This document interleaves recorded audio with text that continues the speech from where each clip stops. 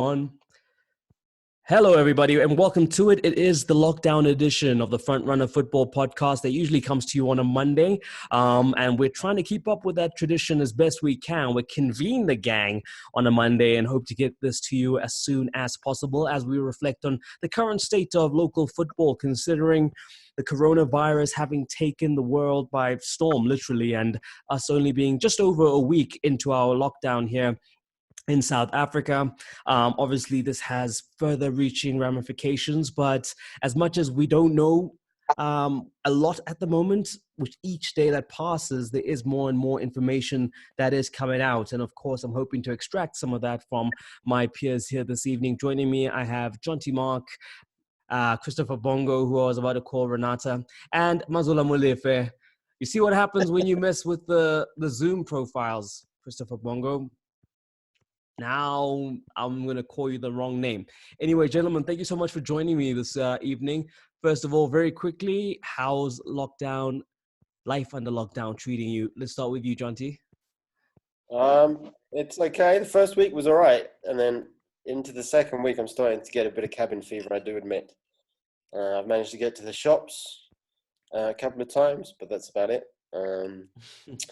And I'm starved of football, I think, like everyone is. Mazola posted something on social media of a FIFA clip the other day of him playing FIFA on his game console, and I was riveted because it's the first football action I've seen in some time. Otherwise, I've definitely got a bit of cabin fever, but it's all right. It's Okay. good. We just have to put up with the 21 days.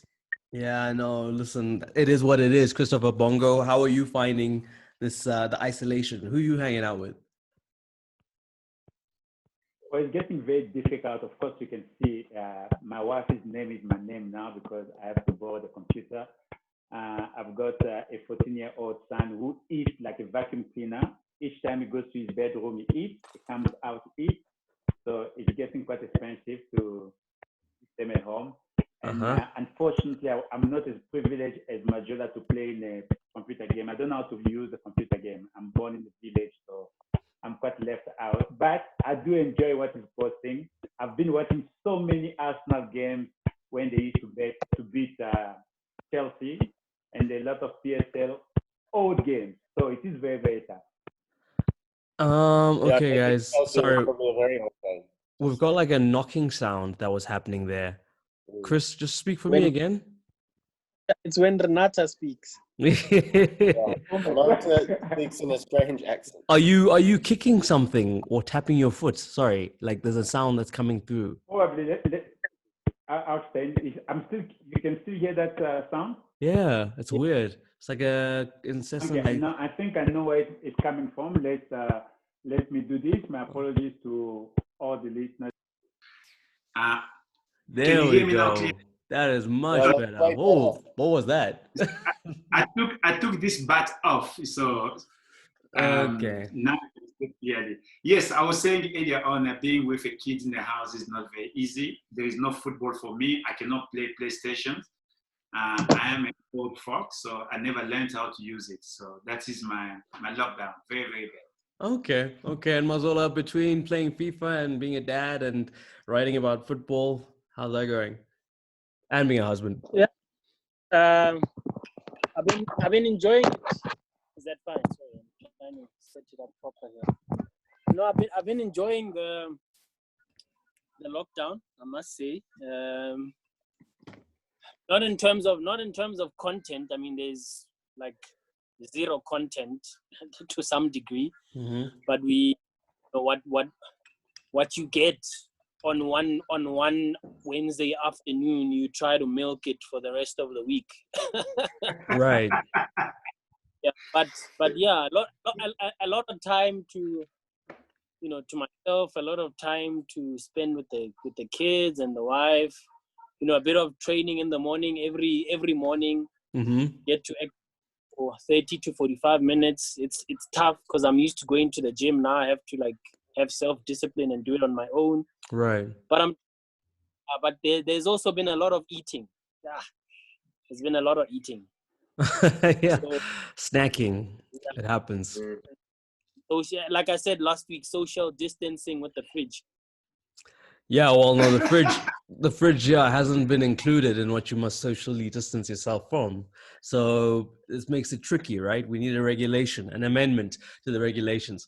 All right, gents. Well, let's get into the first bit of news because Thabang Monare on ENCA was apparently giving his 2 cents about, the whole impasse that we have currently as far as the league is concerned. Obviously, we don't have champions, but him as not even a member of that playing squad, a member of the opposition, reckons that Chiefs should be given the trophy.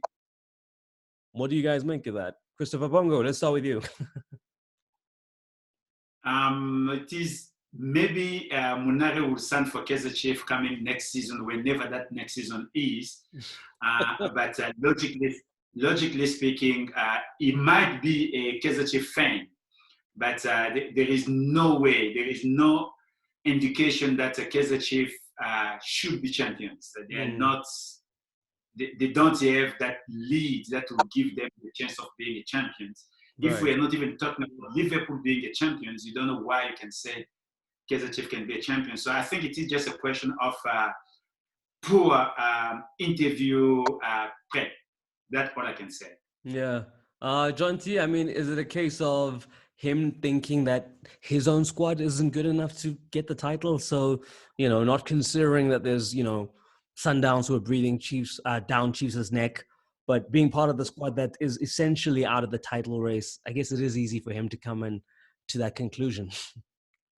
Well, I think as Chris mentioned there, that if he wants to sign for Chiefs next season, that's probably the best thing for him to say, is that he thinks Chiefs should win the league. But right. as it stands, it's too close for me anyway. Sundowns 4 points behind with a game in hand. Vit's still in the running, which obviously, perhaps you could say Monare shouldn't be saying that when his own team are in the title race on some level. Perhaps he would be better off sort of just being a bit more diplomatic. But on the other hand, we like it in football when people do offer opinions, when people are strong in their statements and don't sit on the fence. So good for him for saying that. There's that content, Mazola. Yeah, absolutely. Look, I don't think there's anything wrong with what he said. But the fact that, as Jonty pointed out, the fact that his team is still in the running, you know what I mean? That's the first thing, though. Like, that's exactly what makes it wrong. As a professional, how do you discount your own team and say, listen, give it to the other guys? Yeah, even if he's trying to give an opinion about a situation that people have never really been in before, I mean, he should first and foremost think that his team is in the running. Therefore, he should be on the defense, immediately be on the defensive. That the fact that, look, you wanna play, it's unfair. We could have caught up, so it would be unfair to just hand over the league title to whoever is at the top of the log standing. Some, in the sense that if the league is expunged, and for argument's sake, if there were rules that catered for natural disasters or a state of disaster, state of emergency, whatever, and it came to the fact that whoever is top of the league, like the case in point in Belgium, where Club Brugge were handed the championship, but that's not the case here, and league, the authorities, the powers that be, still want.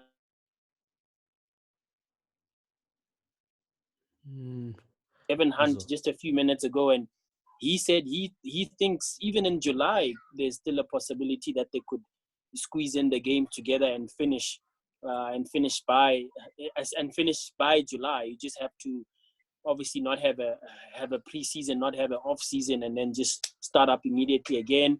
You have the fact that the Olympics are now moved to next year, so you don't have to.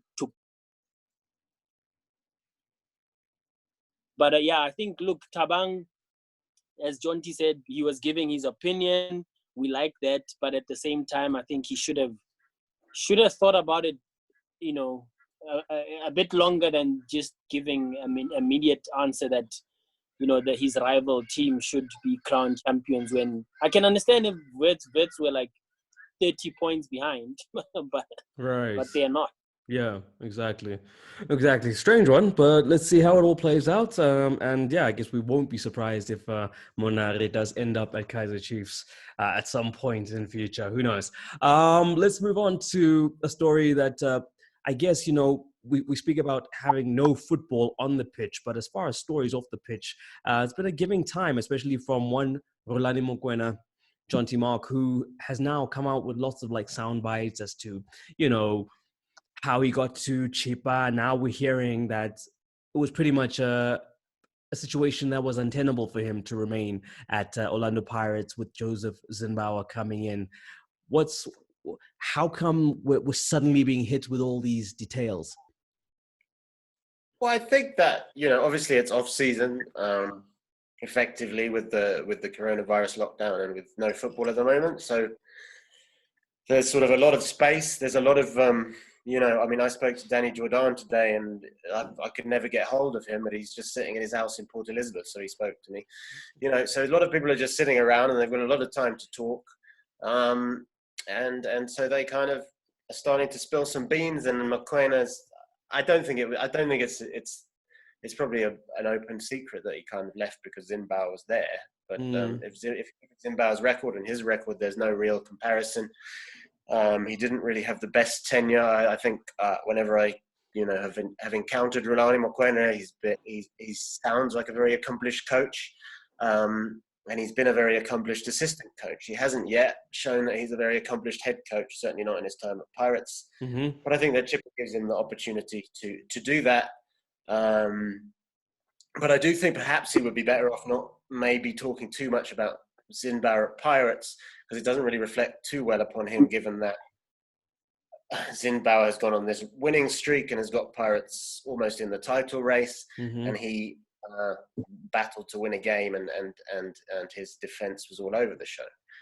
So I think he might have been better off just sort of being a bit more diplomatic, but he sort of said that that's why he left, and that's also fair enough in some sense. Okay, I mean, Chris Bongo, when you listen to that, and basically, I guess it doesn't cut the mustard that he was an interim coach. It doesn't seem to hold water that's all his role was, because why be so touched and so affected by someone coming in to be the head coach? It's exposing himself a bit. We call it immaturity. The sad part about what we see in our football, I would wish in 2 years' time, Majola and Jonty to become media coach for those players and coaches. Our sport people, they are not trained to speak, and that is a big problem. And hence, all the time, they come with a statement that they should have not made. People forgot that when Mokwena got the job at Orlando Pirates, it was officially saying that he is a caretaker coach. Mm-hmm. He was not a head coach, but a caretaker coach. Yeah. And with humility, when things were not going fine and the new coach comes about, and I don't think Pirates brought it as a surprise to him. He knew the new coach was coming. Mm-hmm. If he was trained, he would have taken that as a real person to say, the new coach is coming. I'm stepping back to my position to watch what will happen. I learned a lot being a head coach. It did not go well, and I'll see how the future will go for me. That is not his reaction. His reaction was a negative one. He went with a stupid people in social media because people attacked him in social media. He wanted to respond, and that became a problem. And for me, I think it is just lack of education and maturity. So nothing wrong for a team like Orlando Pirates to come with a new coach, for them to go where they need to be. Nothing wrong for Mokwena to say, I wanted to be a head coach, therefore I have to move aside. Nothing wrong with that. But just come clear and be mature. That's all. Okay, and then just to anyone of you guys can just answer this just for clarity, but is there a contractual bond at the moment between Rhulani and Orlando Pirates? And if so, how much left of it? What happens with the Chippa gig? If anyone can just clarify that, please. As far as I know, go ahead. One of you. As far as I know, he's contracted to Pirates, and And Pirates have effectively loaned him to Chippa, which is a rarity for a coach, I guess. And so it'll be Pirates who may ultimately make the decision. There's obviously, I mean, if you look at the transfers between the two teams, there's a very close relationship between Pirates and Chippa that's gone on forever and ever. And yeah, some Pirates players have gone there and done okay. Some have gone there and done not so okay.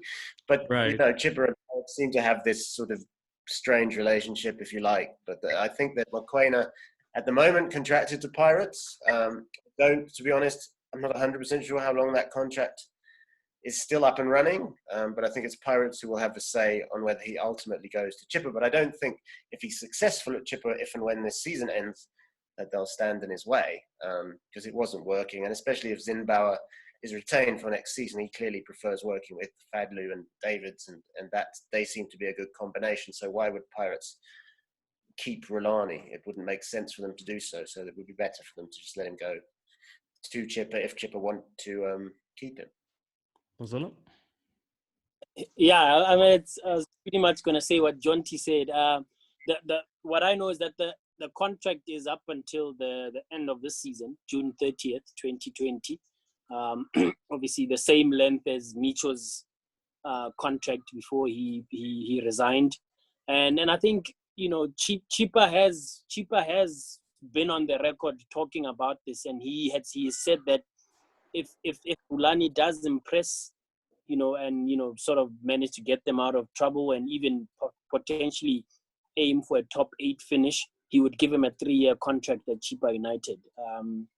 There was a story in the Sunday Times about that just a few days after, obviously, the announcement from Orlando Pirates that he would be seconded. Those are the words that they used. He would be seconded to Chippa United. So look, I mean, now obviously he's now come out. I mean, it was an unspoken fact or unspoken truth that he left because there was no getting along with ZInnbauer. And as Chris Bongo, you know, pointed out earlier, he was an interim coach. You know what I mean? And the emphasis was that at some point, if he did not get results turning in his favor, then potentially a new coach would be brought in. And I think, you know, one would think maybe Rhulani felt he deserved a bit more time. He was dealing with different dynamics at the time. He was dealing with, you know, some players that were said to be on the way out. Reportedly, your likes of Tembinko Siloch and Justin Shonga, the coach had just left. So he inherited a team that he helped build, yes, but at the same time, you know, the mood in the camp, you know, sorry to use that cliche, but the mood in the camp at the time wasn't what he was used to because of what was happening. And then comes in Joseph ZInnbauer, and obviously he's since now confirmed it officially that it was not an environment that he would have wanted to be in. So yeah, just to repeat again, as far as I know, his contract is up end of this season, June 30 with Orlando Pirates, and Chippa is now on the record saying if he's impressed with him, he will give him a 3-year contract at the Port Elizabeth club. Yeah. Okay. Just to add in there, though, I think Mokwena would be wise to sort of contemplate a decision once his own decision in terms of Chippa, because a 3-year contract at Chippa is by reputation not worth the paper it's printed on. I mean, how long has the average coach lasted at Chippa? Chippa Mengesi has a tendency to throw his coach overboard at the first sign of trouble, so to speak. And I think that Mokwena, if he could get an offer to be head coach of perhaps a more stable club, he would be advised to perhaps look at his options. So if he has a successful last few games with Chippa and he does well there, you know, perhaps there'll be another team that can offer him more job security. And I would think it would be sensible for him to look at that if that comes about. Okay, cool. Thanks, gents. Let's move on to the story that you did, Mazzola, the one revolving around adding additional teams to the PSL 2. Just tell us what was your thinking here, because we've obviously discussed it on the podcast. Christopher Bongo is a big fan of maybe seeing that as how we remedy this current situation of no football and obviously having not crowned champions in both the top and the lower division. What was your story? What was your thoughts about this? Yeah, look, one, I wish I had more time and more space, really, because it just doesn't end at me sort of, kind of rounding up the numbers to calculate how much it would cost to have an 18-team league. Some people, there was a lot of reaction to my story, and a lot of people, some people were saying, what about the pros and cons? You've sort of kind of shown us the negative side of, having an 18-team league, but what are the benefits? Which unfortunately I don't have the time or the space at the time to look at that. And to be quite honest, I don't really know what the positives would be, other than More maybe football. just more football, and piggybacking off of what Chris Bongo had said, I think a week or two ago, when he brought it up as well as an opportunity to take that opportunity to have 18 teams. Yeah, but job I just creation, I guess, like, is another one. exactly my was just that people are thinking about more football and the easy solution to if the season were to be scrapped. But I was thinking, well, it's gonna cost a lot of money. That means if the PSL is paying each of the 16 teams, or now 18 teams, 2 million or 2.5 million every month, then you have to calculate that by 18 teams, and then by 12 months, eventually you get the numbers go up. It's at least 60 million that would come into play. And not just that, I mean, you have more games being broadcast. That means the broadcaster has to ensure that there's more football being televised, and that includes OB vans coming out. It's not as simple as just saying, well, we can't finish the season, let's just not relegate anyone, but let's promote the two teams that finished first and second in the Glad Africa Championship. So that was my thinking, just to round off the numbers, just to give an idea of just how much it would cost to have 18 teams, instead of just saying, let's have more football. The easiest solution is to just not relegate anyone, but promote the two teams. And the questions then came up about, it's unfair to just promote Ajax and Moroka Swallows. What about Free State Stars? What about, the other teams that were sort of in the running and that could have maybe, overtaken Moroka Swallows, gone to the playoffs? And the same could be argued about the two teams that could have been potentially relegated. Some teams would have felt somehow. So my thinking was just solely based on just running down the numbers, and it came to around about 60 million that it would cost the league to promote those teams. And does that change the contract between them and SuperSport International, which only comes up for renewal in end of 2023-2024 season? And obviously that contract is signed in light of just 16 teams and not 18. What does that then mean for the television rights holders? So it's complex. It's not as easy as maybe in previous conversations we've made out to be. But it's an ongoing debate. But I still think there's a way to finish the season and not avoid that dilemma.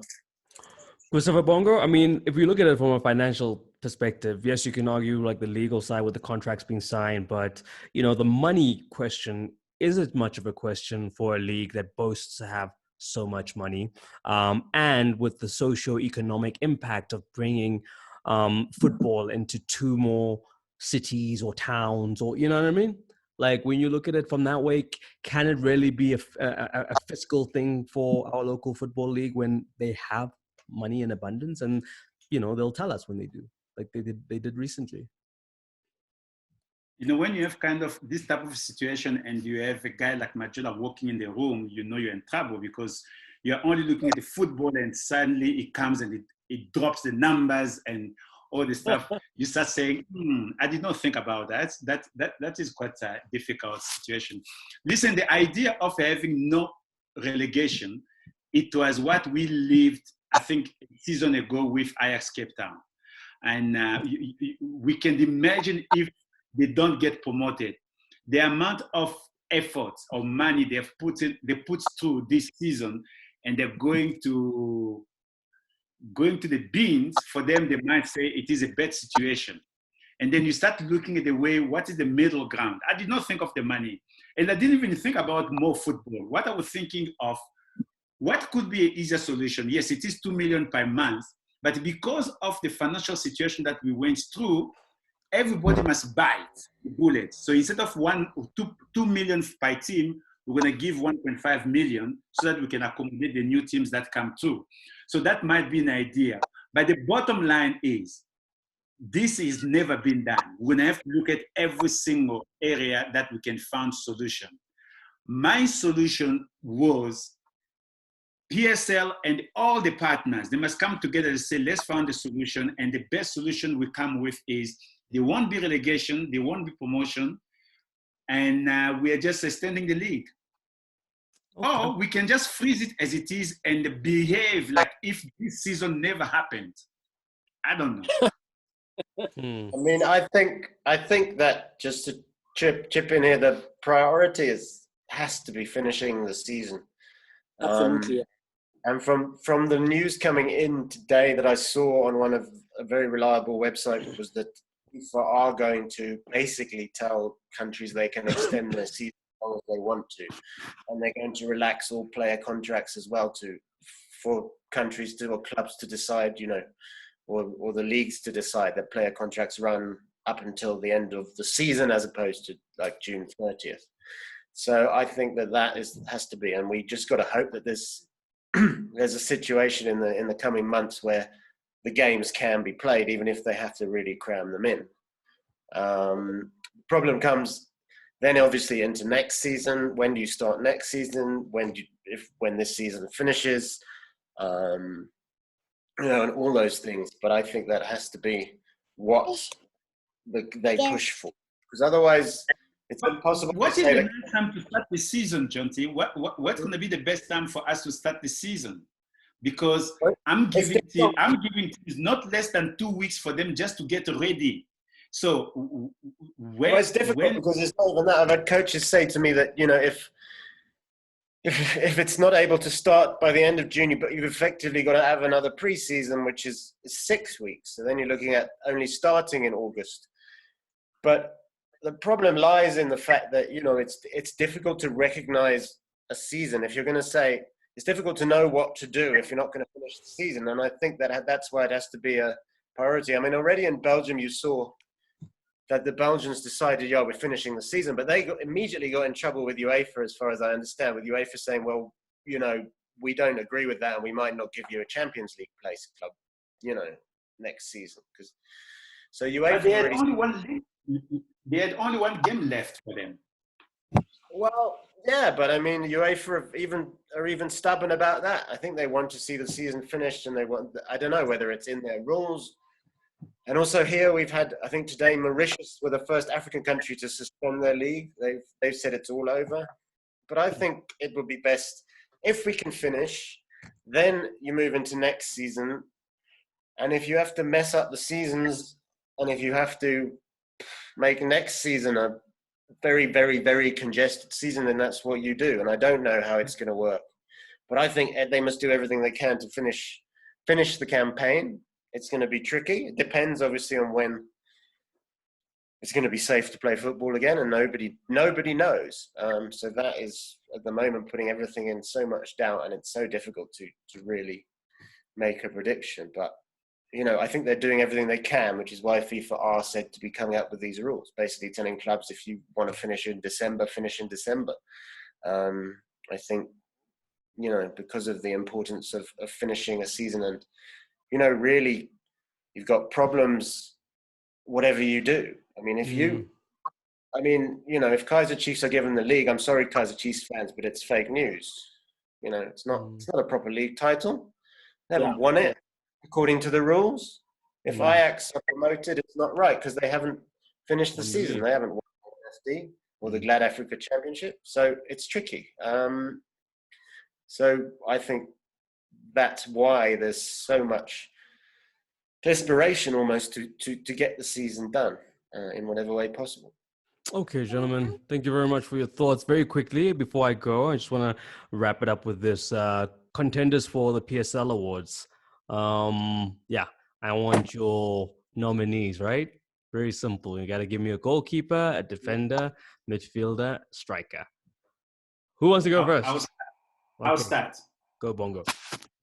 Goalkeeper of the season so far, it is Ofori for me. Mm-hmm. And because he's a goalkeeper of the year, his defender must be the defender of the year, which is Derek. Mm-hmm. And then in midfielder, I'll go for Manyama. He played very, very well. And going forward, if it is by the number of goals scored, it is Mango. Otherwise, Norkovic. Okay, that was easy peasy for you. Who's next, gents?